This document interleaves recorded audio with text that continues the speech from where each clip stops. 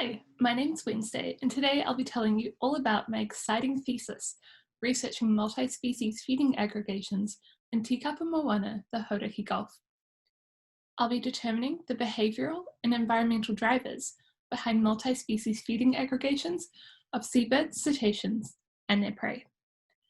Now, before I start, I want to acknowledge my supervisors, Associate Professor Rochelle Constantine from the University of Auckland and Dr. Gaia De Lauricia from Auckland Council. Thank you for being my supervisors and assisting me with all things masters, and I look forward to working with you both next year.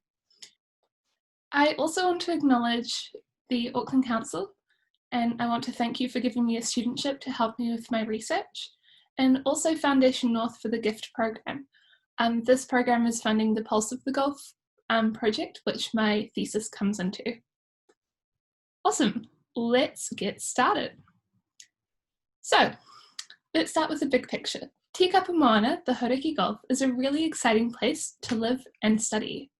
It is New Zealand's first and only marine national park, and it's a vibrant and diverse marine environment, which is home to a wide variety of species and many of New Zealand's taonga, or culturally important species. It's an awesome place to study, with 20% of the world's whales and dolphins residing in or visiting Tikapa Moana. And it's also the seabird capital of the world, with 25% of the world's seabird species coming here to visit and breed. There is also a wide range of other notable megafauna, such as pinnipeds, sharks, and stingrays, which come in to feed on the abundant prey that's available. Cool. So what are multi-species feeding aggregations? Basically, they can be defined as events where more than one species is feeding in the same prey patch.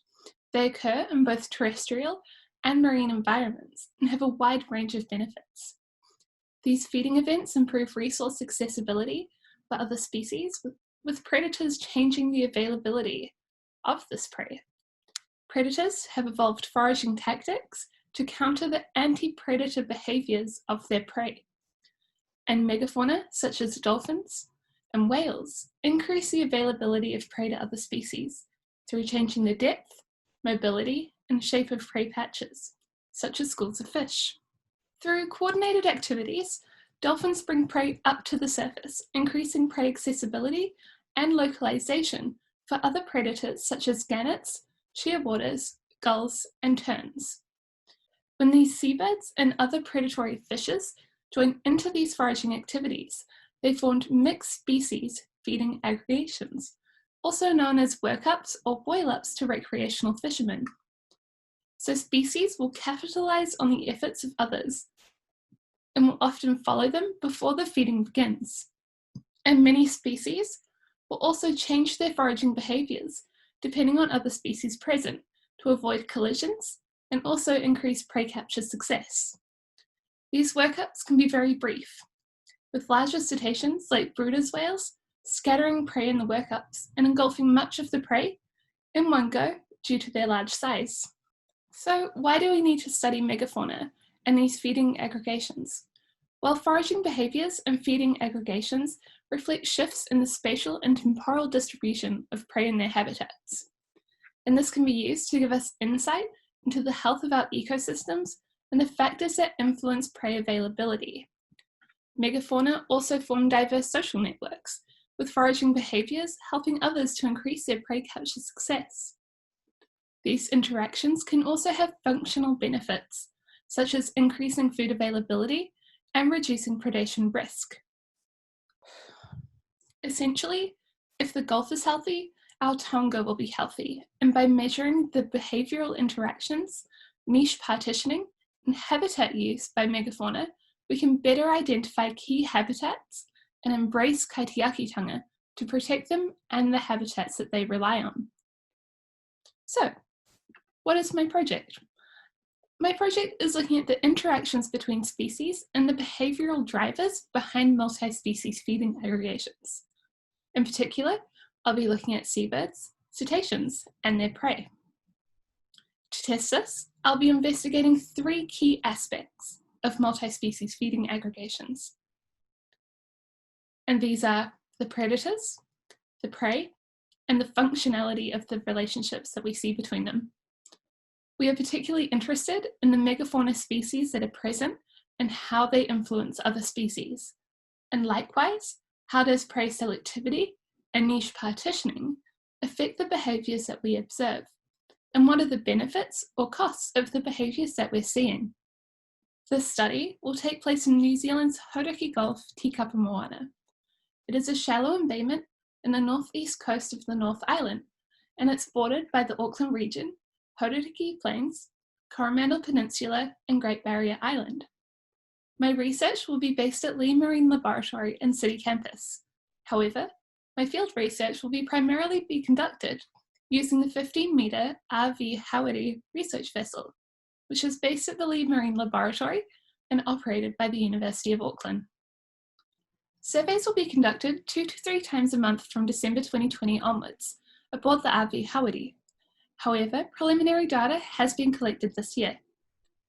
On these surveys, the skipper and my supervisor Rochelle will pick the survey route depending on the prevailing weather conditions and predictable locations of previous feeding aggregations.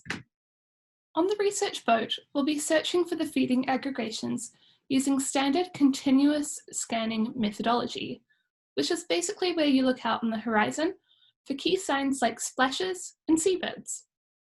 The boat-based observations will be recorded with particular focus and attention being paid to the way that species are interacting with each other, and which species are involved in the multi-species feeding aggregations.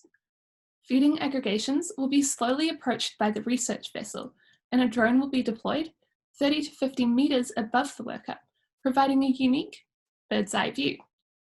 The drone will be flown directly above the feeding aggregation, above the highest flying seabird. This allows for the recording of movement and interactions of individual megafauna.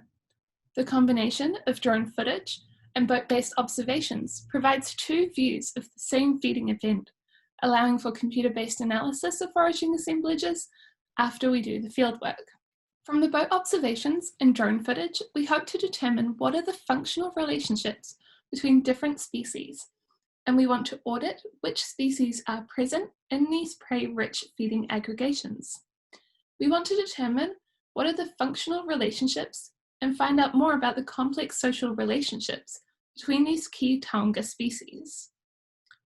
Artificial intelligence will be used to analyse drone footage to determine the presence and interactions between different predator and prey species.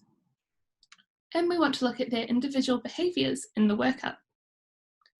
Drone footage analysis will be done with the assistance of the physics department, and data from boat-based observations and the outputs of artificial intelligence analysis will be analysed using a combination of generalised linear mixed modelling, regression analyses, species weighting, and social affinity indexes. Using these analysis tools, I hope to be able to identify the effects of different prey and predators on these workups, these multi-species feeding aggregations.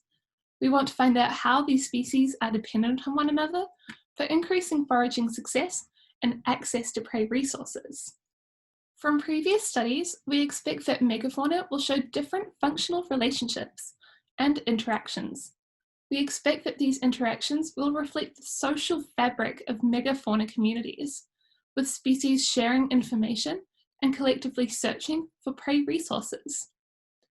For example, the generation of bait balls and the driving of prey to the surface by cetaceans increases the accessibility of prey at the surface to diving seabirds. This facilitates increased foraging success. We expect dolphins and diving seabirds to show high social affinity. This is because dolphins' herding behaviours act to counteract the vertical scattering effect by the diving seabirds. We expect megafauna with similar prey preferences to also show a high social affinity, as the herding of shared prey increases foraging success. From past studies, we know that common dolphins and Bruder's whales will eat from the same food patch and are often spotted foraging together. Bruder's whales are often seen capitalising on the dolphins' behaviours and can increase their prey capture success by effectively exploiting the work of the dolphins. We expect species to facilitate a range of different functional benefits, such as improved access to normally distributed prey, reduced foraging effort, increased prey detection and access, and improved prey capture success. These functional benefits may be examples of mutualism, commensalism, and neutralism. Now, what are the implications of this research? This dataset is the first of its kind for the Hauraki Gulf.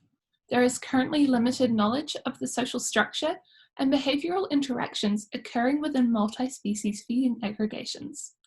Existing studies often only focus on a few key species, like gannets and common dolphins. And this integrated project will instead be looking at a wide range of seabird and cetacean species, and looking at how they can interact with the same prey resources.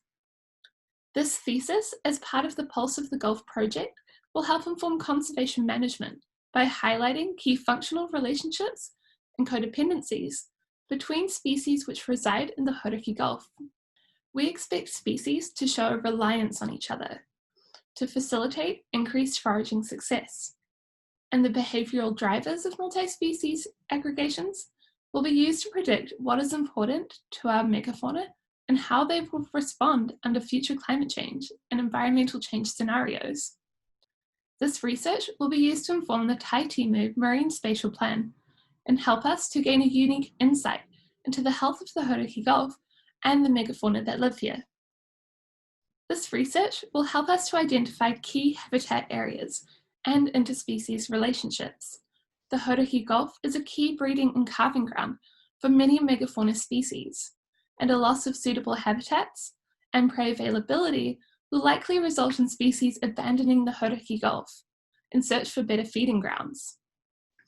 This research will enhance our understanding of multi-species feeding aggregations in the Hauraki Gulf and contribute to current conservation work on cetaceans and seabirds.